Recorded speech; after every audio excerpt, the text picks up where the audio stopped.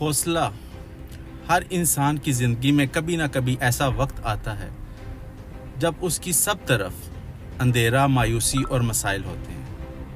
جو شخص ایسے حالات میں ہمت اور حوصلہ کرتا ہے وہی زندگی کے میدان میں کامیاب ہوتا ہے۔ اسی حوالے سے جگر کا ایک شعر ہے، جو طوفانوں میں پلتے جا رہے ہیں وہی دنیا بدلتے جا رہے ہیں۔ ہمت اور حوصلہ کیا ہے؟